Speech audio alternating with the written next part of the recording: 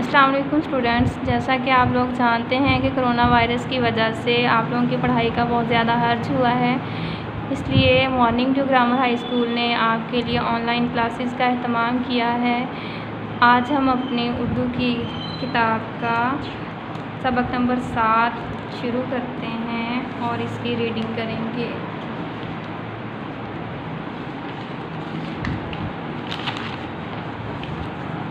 سبق نمبر 7 کا عنوان ہے مریل گدھا۔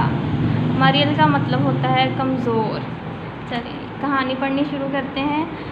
ایک دفعہ کا ذکر ہے کہ ایک آدمی کے پاس ایک مریل سا گدھا تھا۔ مریل کا مطلب کیا ہے؟ کمزور سا گدھا تھا جو بیچارہ برسوں سے اس آدمی کی خدمت گزاری کر رہا تھا۔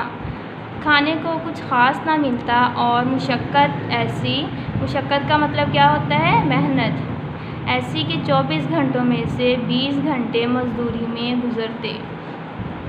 ایک روز شاہی استبل کے سپاہی نے شاہی استبل کیا ہوتا ہے؟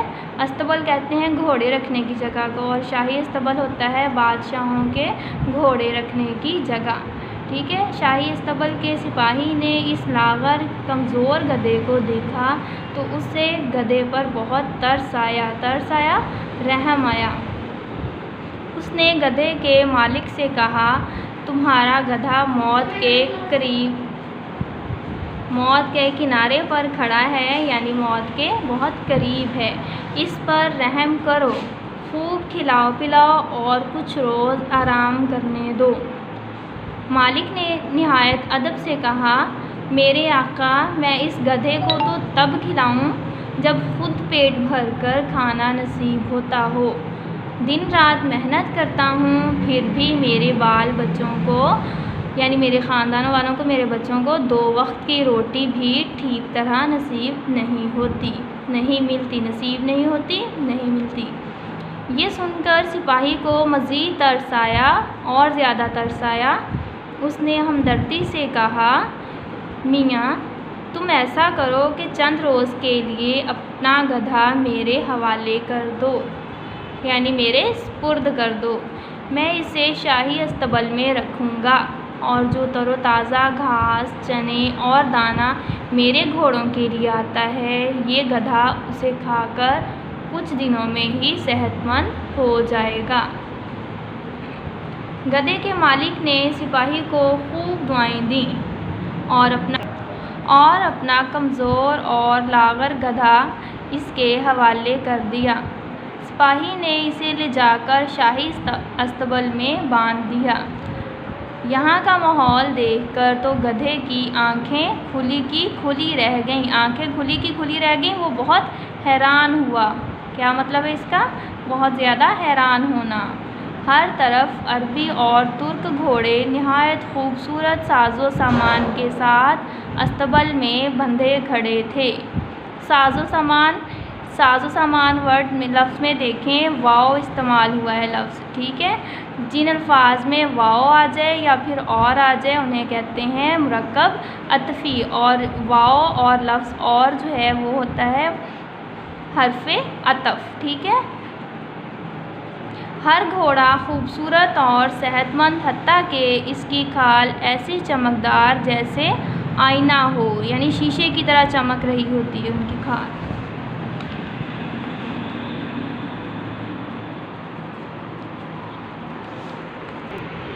چار خدام ہوتی ہے خادم کی جمع، ٹھیک ہے۔ 4 خدام ایک گھوڑے کی دیکھ بھال پر فائز تھے، مقرر تھے۔ فائز کا مطلب کیا ہے؟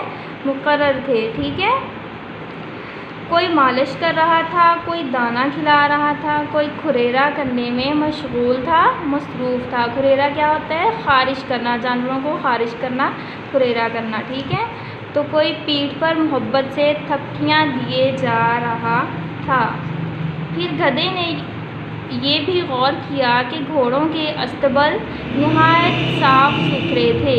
لوہے کے بڑے بڑے تھالوں میں تازہ گھاس، جو اور چنے بھیگے رکھے تھے۔ یہ عیش و عشرت، آرام و سکون دیکھ کر گدھے نے اپنی تھوتنی اٹھا کر، تھوتنی کیا ہوتی ہے؟ گھوڑے کا منہ، گھوڑے کا یا گدھے کا منہ جو ہے وہ، گدھے نے اپنی تھوتنی اٹھا کر اپنے پروردگار سے فریاد کی درخواست کی۔ پروردگار کہتے ہیں رب کو، پالنے والے کو، خدا کو، یا الہی یہ کیا ماجرا ہے؟ بلا شبہ ہوتا ہے بغیر کسی شک کے، میں گھوڑے جیسی اعلیٰ نسل سے تعلق نہیں رکھتا اور ایک معمولی عام سا معمولی گدھا ہوں، لیکن کیا گدھا ہونا میرا جرم ہے، غلطی ہے یا قصور ہے؟ ٹھیک ہے، کیا میں گھوڑوں کی طرح تیری مخلوق نہیں؟ کیا تو میرا رب نہیں؟ پھر کیا وجہ ہے کہ میں تیری مخلوق ہونے کے باوجود ساری زندگی سامان ڈھو کر گزاروں، ڈھو کر یعنی اٹھا کر، اور گھوڑوں کو یہ آرام و سکون، عیش و عشرت نصیب ہوں۔ اب یہاں پہ دیکھیں دوبارہ سے لفظ آ گیا ہے آرام و سکون، اس میں بھی واو ہے، اور عیش و عشرت اس میں بھی واو ہے۔ ٹھیک ہے، یہ دونوں لفظ جو ہیں انہیں کیا کہیں گے؟ مرکب عطفی۔ ٹھیک ہے، جس لفظ میں واو آ جائے یا پھر اور آ جائے جن دو لفظوں کے درمیان میں، انہیں کہتے ہیں مرکب عطفی۔ مجھے میرا گناہ تو بتا، آخر میں کیوں اس مشقت بھری زندگی کا شکار ہوں، مشقت بھری، محنت بھری۔ ابھی گدھے کی فریاد نامکمل تھی یعنی ادھوری تھی کہ استبل گھوڑے رکھنے کی جگہ کو کہتے ہیں، استبل میں بھگدڑ سی مچ گئی۔ بھگدڑ کیا ہے؟ ہلچل سی مچ گئی، بھاگ دوڑ۔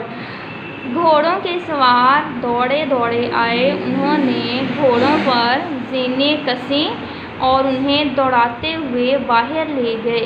اتنے میں طبل جنگ بج اٹھا۔ طبل جنگ کیا ہوتا ہے؟ جنگ کا اعلان ہو گیا۔ گدھے کو تب معلوم ہوا کہ گھوڑوں کو ان کے فوجی سوار میدان جنگ میں لے گئے ہیں۔ میدان جنگ کے میدان میں جس لفظ کے اوپر یا نیچے زیر یا زبر آ جائے اور اس میں کاف کی کا استعمال ہو اسے ہم حرف اضافت کہتے ہیں۔ شام ڈھلے، گھوڑے میدان جنگ سے واپس آئے تو ان کی حالت یہ تھی کہ صبح کے چمکتے دمکتے گھوڑے خاک و خون میں لتھڑے ہوئے تھے۔ خاک و خون، مٹی اور خون میں، خاک مٹی، خاک و خون، یہ اس میں بھی واو کا استعمال ہوا ہے، اس لیے یہ بھی مرکب عطفی ہے۔ ٹھیک ہے، لتھڑے ہوئے تھے، بھرے ہوئے تھے۔ بعض گھوڑوں کے بدن پر ابھی تک تیر پیوست تھے، لگے ہوئے تھے، پیوست تھے مطلب اس کے اندر ابھی تک لگے ہوئے تھے، نکالے نہیں تھے۔ اپنے استبل میں پہنچتے ہی تمام زخمی گھوڑے لمبے لیٹ گئے، پھر ان کے پیروں کو مضبوط رسوں سے باندھ دیا گیا اور ان کے جسموں سے تیر کھینچ کر اس صورت نکالے گئے کہ ہر تیر کے نکلتے ہی ایک خون کا فوارہ چھوٹتا اور گھوڑا تڑپنے لگتا۔